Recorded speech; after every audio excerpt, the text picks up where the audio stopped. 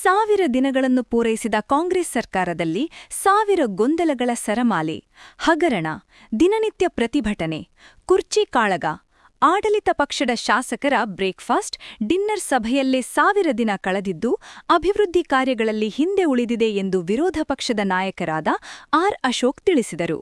ಸುದ್ದಿಗೋಷ್ಠಿಯಲ್ಲಿ ಮಾತನಾಡಿದ ಅವರು, ಸರ್ಕಾರಿ ಆಸ್ಪತ್ರೆಗಳಲ್ಲಿ ಔಷಧಾಲಯಗಳು ಖಾಲಿಯಾಗಿವೆ. ಕಳೆದ 1 ವರ್ಷದಿಂದ ಔಷಧಿ ಖರೀದಿಗೆ ಟೆಂಡರ್ ಕರೆಯುವುದಾಗಿ ಹೇಳಿ ಖರೀದಿಗೆ ಮುಂದಾಗಿಲ್ಲ. ರಾಜ್ಯದ ಎಲ್ಲ ಜಿಲ್ಲಾಸ್ಪತ್ರೆಗಳ ಔಷಧಾಲಯಗಳಲ್ಲಿ 800 ಅತ್ಯಗತ್ಯ ಔಷಧಗಳು ಲಭ್ಯವಿರಬೇಕು. ಆದರೆ 160 ಔಷಧಗಳು ಮಾತ್ರ ಇವೆ ಎಂದು ಹೇಳಿದರು. ರಾಜ್ಯ ಸರ್ಕಾರ ಉಳಿದ ಔಷಧಗಳ ಖರೀದಿಗೆ ಮುಂದಾಗದಿರುವ ಬಗ್ಗೆ ಇಲಾಖೆಯ ವೈದ್ಯರು ಪ್ರಕಟಿಸಿದ್ದಾರೆ. ಸರ್ಕಾರವು ಖರೀದಿ ಮಾಡುವವರೆಗೂ ಸ್ಥಳೀಯವಾಗಿ ಔಷಧಗಳನ್ನು ಖರೀದಿಸದಂತೆ ಸುತ್ತೋಲೆ ಹೊರಡಿಸಿದ್ದು, ಆಸ್ಪತ್ರೆಗಳು ಔಷಧಿಗಳ ಕೊರತೆ ಎದುರಿಸುತ್ತಿದ್ದು, ಖಾಸಗಿ ಔಷಧಾಲಯಗಳಲ್ಲಿ ಹೆಚ್ಚಿನ ಹಣಕ್ಕೆ ಔಷಧ ಖರೀದಿಸಲು ಚೀಟಿ ಬರೆದುಕೊಡಲು ಮಾತ್ರ ಸೀಮಿತವಾಗಿದೆ ಎಂದು ಆರೋಪಿಸಿದರು.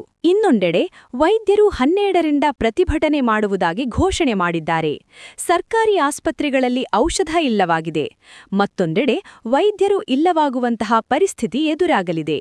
ಸರ್ಕಾರ ಬದುಕಿದ್ದರೆ ಕೂಡಲೇ ಔಷಧ ಖರೀದಿ ಮಾಡಬೇಕು. ವೈದ್ಯರು ಪ್ರತಿಭಟನೆ ಮಾಡಿದರೆ ರಾಜ್ಯದ ರೋಗಿಗಳ ಪರಿಸ್ಥಿತಿ ಹದಗೆಡಲಿದೆ. ಇದಕ್ಕೆ ಆರೋಗ್ಯ ಸಚಿವರೇ ನೇರ ಕಾರಣ. ಈಗ ಆರೋಗ್ಯ ಇಲಾಖೆ ಅನಾರೋಗ್ಯಕ್ಕೀಡಾಗಿದೆ ಎಂದು ವ್ಯಂಗ್ಯವಾಡಿದರು. ಗ್ಯಾರಂಟಿಗಳ ಕಾರಣದಿಂದಾಗಿ ರಾಜ್ಯದ ಎಲ್ಲಾ ಇಲಾಖೆಗಳ 20% 40% ಅನುದಾನ ಕಡಿತ ಮಾಡಲಾಗಿದೆ. ಇದರಿಂದ ಯಾವ ಇಲಾಖೆಯಲ್ಲೂ ಅಭಿವೃದ್ಧಿಯಾಗುತ್ತಿಲ್ಲ. ಗ್ಯಾರಂಟಿ ಹೊರೆಯಾಗುತ್ತಿದೆ ಎಂದು ಉಪಮುಖ್ಯಮಂತ್ರಿ ಡಿಕೆ ಶಿವಕುಮಾರ್ ಅವರೇ ಸ್ವತಃ ಘೋಷಿಸಿಕೊಂಡಿದ್ದಾರೆ. ಅಭಿವೃದ್ಧಿ ಕುಂಠಿತ ಸಂಬಂಧ ಆಡಳಿತ ಪಕ್ಷದ ಶಾಸಕರೇ ಆಕ್ಷೇಪ ಹೊರಹಾಕಿದ್ದಾರೆ ಎಂದು ಹೇಳಿದರು. ಸರ್ಕಾರ 100 ದಿನಗಳನ್ನು ಪೂರೈಕೆ 1000 ದಿನಗಳನ್ನು ಪೂರೈಕೆ ಮಾಡಿ ಮುಂದೆ ಹೋಗ್ತಾ ಇರೋವಂಥ, ಅಭಿವೃದ್ಧಿಯಲ್ಲಿ ಹಿಂದೆ ಹೋಗ್ತಾ ಇರೋವಂಥ ಸರ್ಕಾರ ಇದು. 1000 ದಿನಗಳು 1000 ಗೊಂದಲಗಳ ಸರಮಾಲೆ, ಹಗರಣಗಳು, ದಿನನಿತ್ಯ ಸ್ಟ್ರೈಕ್ಗಳು, ದಿನನಿತ್ಯ ಮುಖ್ಯಮಂತ್ರಿಯ ಕುರ್ಚಿ ಕಾಳಗ, ದಿನನಿತ್ಯ ಆಡಳಿತ ಪಕ್ಷದ ಶಾಸಕರ ಬ್ರೇಕ್ಫಾಸ್ಟ್ ಮೀಟಿಂಗು, ಡಿನ್ನರ್ ಮೀಟಿಂಗು, ಇದರಲ್ಲೇ 1000 ದಿನ ಕಳೆದೋಗ್ಬಿಟ್ಟಿದೆ.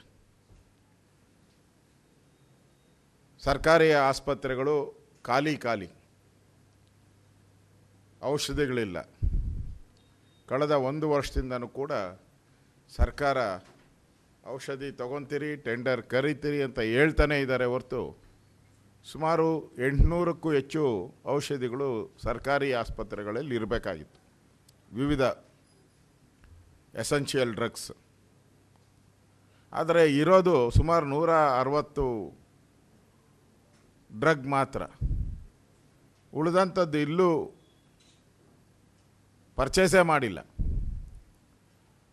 ಅದಕ್ಕೆ ಇಲಾಖೆಯಿಂದನೂ ಕೂಡ ಕ್ಲಾರಿಫಿಕೇಷನನ್ನು ಕೊಟ್ಟಿದ್ದಾರೆ. ಯಾಕಂದರೆ ಮೊನ್ನೆನೂ ಕೂಡ ನಾನು ಇದ್ರ ಬಗ್ಗೆ ಪ್ರಸ್ತಾವನೆ ಮಾಡಿದ್ದೆ.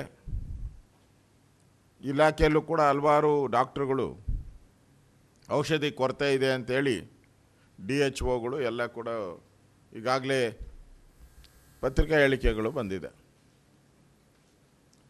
ಈಗ ಸರ್ಕಾರ ಒಂದು ಸುತ್ತೋಲೆ ಹೊರಡಿಸಿದ್ದಾರೆ. ಏನು ಅಂತ ಹೇಳಿದ್ರೆ, ನೀವು ಪರ್ಚೇಸ್ ಮಾಡಿದ್ರೆ ಲೋಕಲಲ್ಲಿ ನೀವು ಬೆಲೆ ಜಾಸ್ತಿ ಕೊಟ್ಬಿಡ್ತೀರಾ, ಅದಕ್ಕೋಸ್ಕರ ನಾವು ಪರ್ಚೇಸ್ ಮಾಡೋವರೆಗೂ ನೀವು ಮಾಡಬೇಡಿ ಅನ್ನೋ ಥರ ಒಂದು ಸಂದೇಶ ಕೊಟ್ಟಿದ್ದಾರೆ. ಅಂದರೆ ಸರ್ಕಾರನೂ ಮಾಡಲ್ಲ, ಲೋಕಲಲ್ಲಿ ಯೂಸರ್ಸ್ ಮನಿ ಇದೆಯಲ್ಲ ಅದ್ರಲ್ಲಿ ಪರ್ಚೇಸ್ ಮಾಡೋಕ್ಕೂ ಬಿಡ್ತಾ ಇಲ್ಲ. ಯಾವ ಆಸ್ಪತ್ರೆಯಲ್ಲೂ ಔಷಧಿಗಳ ಕೊರತೆ ಎದ್ದು ಕಾಣ್ತಾ ಇದೆ. ಎಲ್ಲ ಕಡೆ ಚೀಟಿ ಬರ್ಕೊಡೋದು ಸಾಮಾನ್ಯ ಆಗ್ಬಿಟ್ಟಿದೆ. ಆಚೆ ಕಡೆ ಪ್ರೈವೇಟ್ ಮೆಡಿಕಲ್ ಶಾಪ್ಸಲ್ಲಿ ತಗೊಳ್ಳಿ ಅಂತೇಳಿ ಬರ್ಕೊಡೋ ಅಂಥ ಅಭ್ಯಾಸ ಆಗಿದೆ. ಇನ್ನೊಂದು ಕಡೆ ಡಾಕ್ಟ್ರುಗಳು ಈಗಾಗಲೇ 12ನೇ ತಾರೀಕಿಂದ ಸ್ಟ್ರೈಕ್ ಅಂತ ಅವ್ರು ಅನೌನ್ಸ್ ಮಾಡಿದ್ದಾರೆ. ಒಂದು ಕಡೆ ಮೆಡಿಸನ್ ಇಲ್ಲ, 12ನೇ ತಾರೀಕು ಆದಮೇಲೆ ಡಾಕ್ಟ್ರುಗಳು ಇರಲ್ಲ. ಅಂದರೆ ಈ ಸರ್ಕಾರ ಎಷ್ಟು ಅಧ್ವಾನ ಎದ್ದೋಗಿದೆ ಅಂತ ಇದರಿಂದ ಗೊತ್ತಾಗ್ತೈತೆ. ಇದರಿಂದ ಸರ್ಕಾರ ಬದುಕಿದ್ರೆ ಕೂಡಲೇ ಔಷಧಿ ಖರೀದಿ ಮಾಡಲಿ. ಏನು 12ನೇ ತಾರೀಕು ಏನಾದರೂ ಸ್ಟ್ರೈಕ್ ಆದರೆ ರಾಜ್ಯದ ರೋಗಿಗಳ ಪರಿಸ್ಥಿತಿ ಏನಾಗುತ್ತೆ? ICUಗಳೆಲ್ಲ ಬಂದಾಗ್ತೈತೆ, ಎಮರ್ಜೆನ್ಸಿ ಟ್ರೀಟ್ಮೆಂಟ್ಗಳೆಲ್ಲ ಕಷ್ಟ ಆಗ್ತೈತೆ, ಆಪರೇಷನ್ಸ್ ಎಲ್ಲ ಮುಂದೂಡಬೇಕಾಗುತ್ತೆ. ಈ ಪರಿಸ್ಥಿತಿ ನಿರ್ಮಾಣ ಮಾಡೋಕ್ಕೆ ನೇರ ಕಾರಣ ಆರೋಗ್ಯ ಸಚಿವರು. ಆರೋಗ್ಯ ಇಲಾಖೆಗೆ ಅನಾರೋಗ್ಯ ಬಂದಿದೆ. ಆರೋಗ್ಯ ಇಲಾಖೆ ಆರೋಗ್ಯವನ್ನು ಕಾಪಾಡಬೇಕು. ಇವತ್ತು ಕರ್ನಾಟಕದಲ್ಲಿರುವಂಥ ಆರೋಗ್ಯ ಇಲಾಖೆ ಅನಾರೋಗ್ಯ ಇಲಾಖೆ ಆಗಿದೆ. ಹಣ ಇಲ್ಲ. ಈ ಸರಿ ಬಡ್ಜೆಟಲ್ಲಿ ಕಳೆದ ವರ್ಷದ ಬಡ್ಜೆಟಲ್ಲಿ ಸುಮಾರು 30% ಹಣವನ್ನು ಕಟ್ ಮಾಡಿದೆ ಇದಕ್ಕೆ. ಯಾಕೆ ಅಂತಂದರೆ 5 ಗ್ಯಾರಂಟಿ ಕೊಡೋಕ್ಕೋಸ್ಕರ. 5 ಗ್ಯಾರಂಟಿ DK ಶಿವಕುಮಾರ್ ಅವರೇ ಅನೌನ್ಸ್ ಮಾಡಿದಾರಲ್ಲ, ಕಾಂಗ್ರೆಸ್ ಅಧ್ಯಕ್ಷರು. ನಮಗೆ ಹೊರೆ ಆಗ್ತಾಯಿದೆ, ಬರ್ಡನ್ ಆಗ್ತಾಯಿದೆ.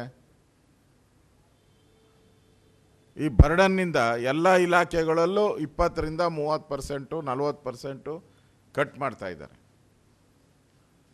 ಇದರಿಂದ ಎಲ್ಲ ಇಲಾಖೆಗಳಲ್ಲೂ ಯಾವುದೇ ರೀತಿ ಅಭಿವೃದ್ಧಿ ಕಾರ್ಯಗಳಾಗ್ತಾಯಿಲ್ಲ. ಆರೋಗ್ಯ ಇಲಾಖೆ ಅಂತೂ ಪೂರ್ತಿ ಮೆಡಿಸನ್ ಇಲ್ಲದೆ ಕೊರಗ್ತಾ ಇದೆ. ಇನ್ನು ಕಂದಾಯ ಇಲಾಖೆ ಅಂತೂ ದಿನ ಪತ್ರಿಕೆಯಲ್ಲಿ ನಾವು ನೋಡ್ತೀರಷ್ಟೇ. ಆ ಹೊಸ ಯೋಜನೆ, ಈ ಹೊಸ ಯೋಜನೆ ಅಂತೇಳಿ ಯಾವುದು ಇಂಪ್ಲಿಮೆಂಟೇ ಆಗಿಲ್ಲ. ಈ ಖಾತಾ ಅಂತ ಮಾಡಿದ್ರು. ನೀವು ಈ ಖಾತಾಗೆ ಮಿನಿಮಮ್ 12,000ದಿಂದ 30,000ವರೆಗೂ ಲಂಚ ಕೊಡ್ದಿರ ಯಾವುದು ಈ ಖಾತಾ ಆತತಿ ಹೇಳಿ? ಎಲ್ಲಿ ಆಗ್ತೈತೆ? ಇಡೀ ಕರ್ನಾಟಕ ನಿಮ್ಮ ಪೇಪರಲ್ಲಿ ಇದ್ದಿದ್ದು ಡಿಜಿಟಲ್ಗೆ ಹೋಗೋ ವ್ಯವಸ್ಥೆ ಆಟೋಮೆಟಿಕ್ಕಾಗಿ ಇಲಾಖೆನೇ ಮಾಡಬೇಕಾಗಿತ್ತು, ಮಾಡ್ಬೋದಾಗಿತ್ತು. ಜನಗಳನ್ನ ಕರೆಯೋದು, ಜನಗಳನ್ನ ಈ ಖಾತಾ ಮಾಡಿ ಏನೋ ಒಂದು ದಾಖಲೆ ತಿದ್ದಕ್ಕಾಗಲ್ಲ. ಅದೆಲ್ಲ ಸರ್ಕಾರ ಮಾಡಬೇಕಾಯಿತು. ನಾನು ಕಂದಾಯ ಸಚಿವನಾಗಿ ಕೆಲಸ ಮಾಡಿದ್ದೀನಿ. ನೀವು ಕನ್ವರ್ಟ್ ಮಾಡಬೇಕಾಯಿತು.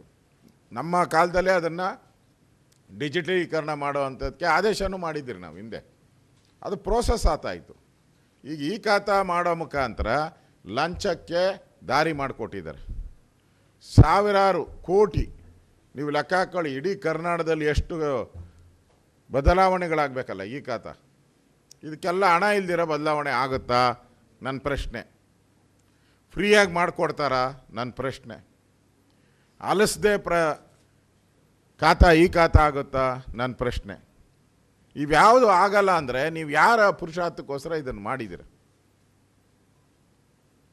ರಿಜಿಸ್ಟ್ರೇಷನ್ ಎಲ್ಲ ಸ್ಟಾಪ್ ಆಗಿದೆ. ಈಗ ಒಂದು ಕಡೆ ಸರ್ವರ್ ಡ್ರೌನ್ ಅಂತ ಹೇಳ್ತಾರೆ, ಇನ್ನೊಂದು ಕಡೆ ಭೂಮಿಯಿಂದ ಟ್ರಾನ್ಸ್ಫರ್ ಆಗೇ ಇಲ್ಲ ಅಂತ ಹೇಳ್ತಾರೆ.